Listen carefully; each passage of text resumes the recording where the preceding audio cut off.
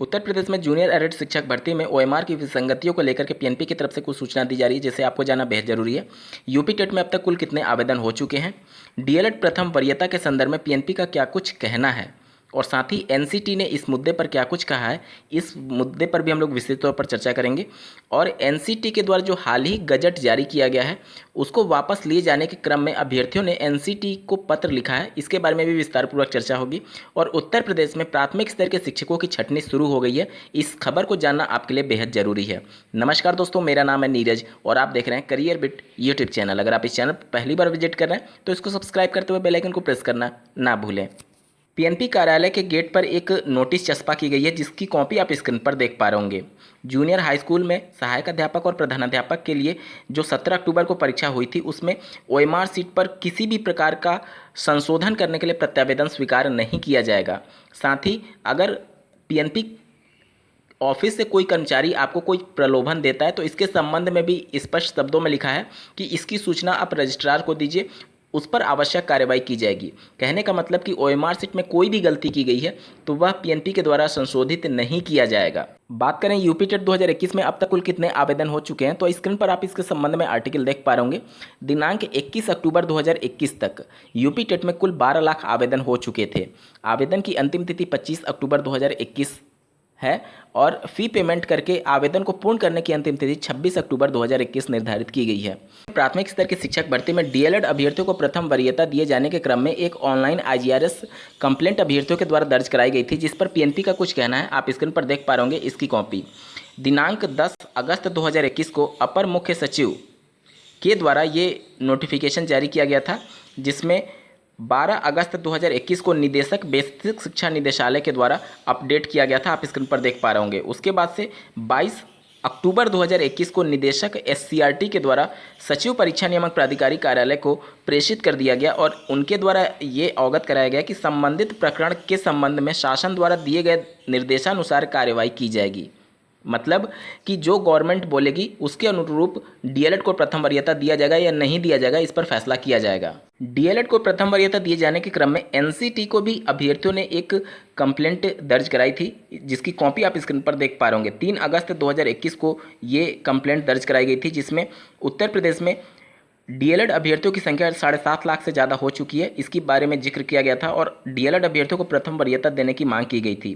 22 अक्टूबर 2021 को भी इस केस को क्लोज कर दिया गया है और इसमें आप देख सकते हैं ये फैसला लिया गया कि अधीनस्थ अधिकारी के स्तर पर निस्तारित संबंधित प्रकरण के संबंध में शासन द्वारा दिए गए निर्देशानुसार कार्यवाही की जाएगी।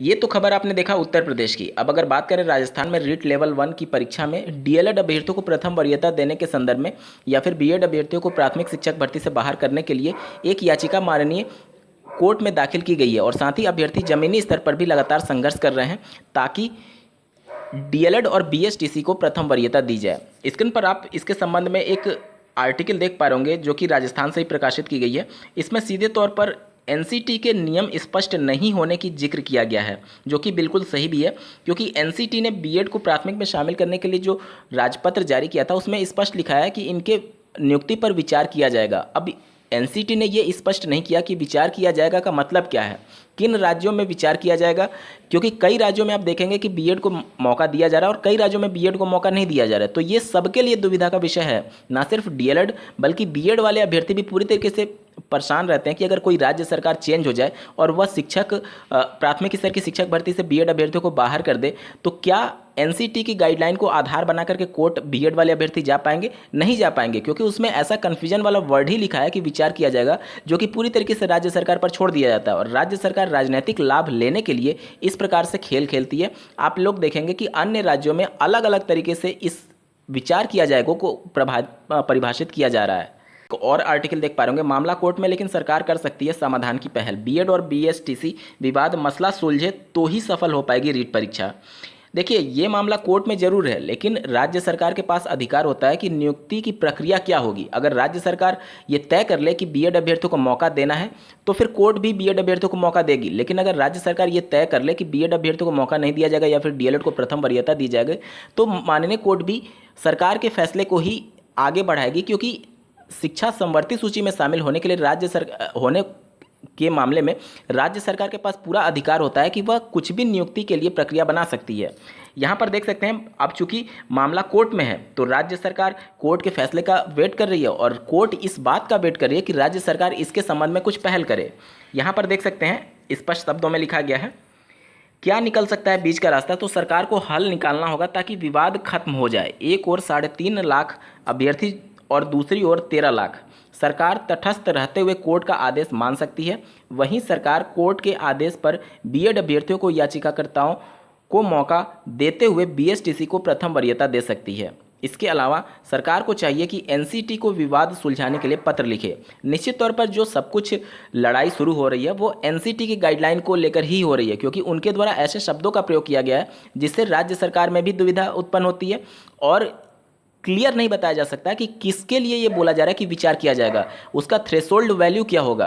क्योंकि अगर कोई राज्य ये कह रही है कि हमारे यहाँ बीएसटीसी या फिर डीएलएड अभ्यर्थियों की संख्या ज़्यादा हो गई है तो हम बीएड अभ्यर्थियों को मौका नहीं देंगे, तो आखिर थ्रेशोल्ड वैल्यू क्या है कि कितने से ज़्यादा संख्या होने पर बीएड अभ्यर्थियों को मौका नहीं दिया जाए। आरटीई एक्ट 2009 के पॉइंट नंबर 23 के पैरा नंबर 2 में स्पष्ट शब्दों में लिखा गया है कि अगर किसी राज्य में डीएलएड अभ्यर्थियों की संख्या कम है तो वहां पर बीएड अभ्यर्थियों को प्राथमिक शिक्षक भर्ती में शामिल किया जा सकता है, लेकिन ये सिर्फ एक बार राज्य सरकार कर सकती है, वो भी अधिकतम 5 वर्षों के लिए। साथ ही राज्य सरकार को ये भी निर्देशित करने के लिए उस आरटीई एक्ट 2009 में लिखा हुआ है कि सरकार की ये जिम्मेदारी होगी कि इन 5 वर्षों में जब बीएड अभ्यर्थियों को प्राथमिक में मौका दिया जा रहा है तो वह बीएसटीसी यानी डीएलएड अभ्यर्थियों के संख्या में बढ़ोतरी करने के लिए प्रयास करे। कहने का मतलब कि आरटीई एक्ट 2009 स्पष्ट शब्दों में ये कह रही है कि डीएलएड अभ्यर्थी ही पात्र होंगे बीएसटीसी प्राइमरी शिक्षक भर्ती में, और अगर डीएलएड अभ्यर्थी उपस्थित नहीं है उस कंडीशन में आप बीएड को मौका दीजिए, लेकिन आप डीएलएड अभ्यर्थियों की संख्या बढ़ाने के लिए प्रयास भी कीजिए ताकि 5 वर्ष बाद जब बीएड अभ्यर्थियों को वहां से हटाया जाएगा तो कम से कम डीएलएड अभ्यर्थियों की पर्याप्त संख्या होनी चाहिए।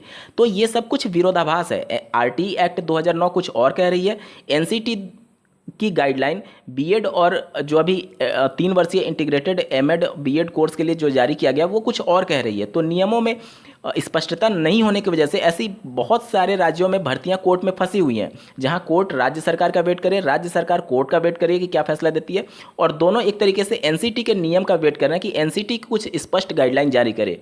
तो ये पूरा खिचड़ी बन चुका है। जब तक एनसीटी कोई थ्रेशोल्ड वैल्यू नहीं डिस्कस करेगी कि कितने संख्या के बाद से डीएलएड अभ्यर्थियों को वरीयता देने की आवश्यकता होगी या नहीं होगी, या फिर क्या कुछ स्पष्ट नियम होगा, तब तक ये सभी चीज़ें सुलझने का नाम नहीं लेगी और इसी प्रकार से मामले कोर्ट में लटकते रहेंगे। दिनांक 21 अक्टूबर 2021 को बीएसटीसी संघर्ष समिति राजस्थान के द्वारा एनसीटी चेयरमैन को एक पत्र लिखा गया। स्क्रीन पर आप देख पा रहे होंगे, जो 13 अक्टूबर 2021 को और 28 जून 2018 को एनसीटी के द्वारा जो गजट जारी किया गया था उसके विरोध के क्रम में 28 जून 2018 का जो गजट था वो बीएड को प्राथमिक में शामिल करने के संदर्भ में था, और 13 अक्टूबर 2021 का जो गजट था वह इंटीग्रेटेड बीएड एमएड कोर्स को प्राथमिक में शामिल करने के लिए जारी किया गया था। इन्हीं दोनों का विरोध करने के लिए अभ्यर्थियों ने एनसीटी को पत्र लिखा है और उनको पूरे मामले को अवगत कराया है कि प्रत्येक राज्य की स्थिति अलग अलग है, आप सभी के लिए एक कॉमन गाइडलाइन जारी नहीं कर सकते, क्योंकि आरटीई एक्ट 2009 में स्पष्ट मेंशन है कि डीएलएड को प्रथम वरीयता देनी होगी हर हाल में, और आपने जो गजट जारी किया है वह आरटीई एक्ट 2009 का पूरी तरीके से विरोध कर रहा है। साथ ही 28 जून 2018 का जो गजट जारी हुआ था वो जारी करने का समय भी अपने आप में एक राजनीतिक मुद्दा बना हुआ है, क्योंकि वर्ष 2019 में लोकसभा का चुनाव था और उससे ठीक पहले पूरे देश भर के बीएड अभ्यर्थियों को एक तरीके से अपने फेवर में करने के लिए एनसीटी पर दबाव बना करके इस प्रकार का राजपत्र जारी कराया जा सकता है। ऐसा न्यूज़पेपर में आर्टिकल के माध्यम से सूचना दिया जा रहा है। तो क्या वाकई में राजनीतिक लाभ लेने के लिए 28 जून 2018 और फिर 13 अक्टूबर 2021 का गजट एनसीटी से दबाव डाल करके जारी करवाया गया? आप लोग कमेंट में बताइएगा। बात करें उत्तर प्रदेश में बेसिक शिक्षा विभाग में छंटनी शुरू हो गई है। स्क्रीन पर आप देख पा रहे होंगे, 50 वर्ष की आयु पूर्ण कर चुके शिक्षकों को नोटिस देकर हटाएगा विभाग। ये देवरिया से खबर प्रकाशित हुई है, जो कि गोरखपुर से बिल्कुल सटे हुए है। यहाँ पर आप देख सकते हैं आर्टिकल में, जिनकी आयु 50 वर्ष हो चुकी है उन सभी के 10 वर्ष के प्रदर्शन के आधार पर उनकी सेवा को तय किया जाएगा। अगर उनका जो सर्विस है वो सेटिस्फैक्ट्री नहीं पाया जाता पिछले 10 वर्षों के दौरान, तो फिर उनको नोटिस दे करके उनकी सेवाएं समाप्त कर दी जाएंगी।